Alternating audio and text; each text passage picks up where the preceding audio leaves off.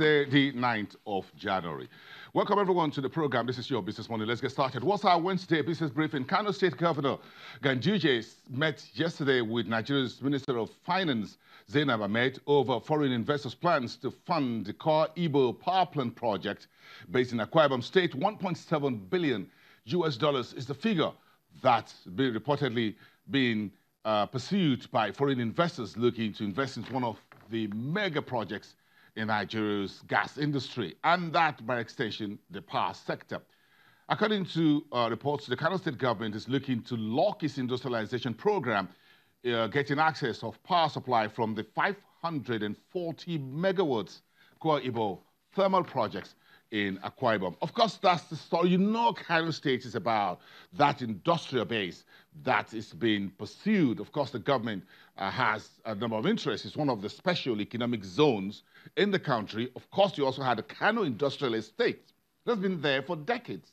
Then, of course, you got the new approach by the current government to look at key areas of the country where industrialization will grow. So how do we get this industrialization done without electricity under the cover of darkness? So Kano State yesterday went to the Minister of Finance and says, look, we got investors who are coming in. The project is based in Akwa Ibom State. It's called a thermal power project, and we want to get power supply from them to power the industrialization of the state's north central. That's why you have Kano State. So what's the story? The thermal power project has secured funding equity commitment, as it were, commitments. That's what the word is, the operating word. We have commitments of some investors. Break it down. $150 million from a company known as Globalec. If you're in the global power business, you know the big name, Globalec.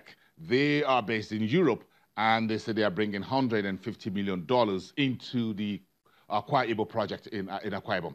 Then another $850 million as a syndicated funding window from the AFDB, that's the African Development Bank, and the IFC, the International Finance Corporation, and others. They put the bulk of that money together, $850 million. Do the tally, and you see we're getting close to 1.7. So, but there's something that is needed. You need the guarantee, the kind of guarantee that the Nigerian government gave the Azura power projects in Edo State. So the finance ministry would need to bring the embed onto this project, which is to ensure or guarantee what we call the PPA, the power purchase agreement, which has to be signed between Kwa Igbo and the Nigeria Bulk Trading Company, known as NBET.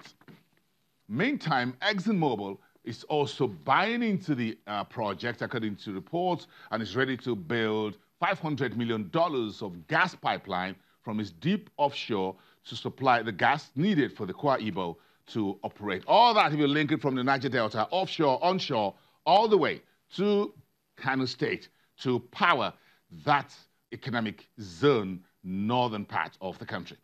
Very big story. You want to follow that up? Get rid of that. Meantime, Nigeria is pursuing membership of the Africa Trade Insurance Agency. The AFDB has therefore signed off $14.12 million for Nigeria to support our ambition to be a member of this specialized insurance agency called African Trade Insurance Agency, simply ATI. What is this insurance company all about? It's a specialized insurance agency which looks to start operations in Nigeria, has already been done in about 14 other African states, providing political risk insurance to companies, investors, and lenders doing business in Africa. In other words, for those who look to do business in Nigeria and they're worried about our political risk environment, for example, the 2019 general elections just about a few weeks from now, as the companies want to do business in Nigeria and they're worried about the political climate, then they have a specialized insurance company that will underwrite the risks that are inherent in our political environment. That business is quite big. They're operating in many African countries here, more than a dozen. And of course, that figure in their portfolio, Nigeria will benefit for that amount was about $5 billion by next year. Okay, now this is what the Nigerian Railways is saying.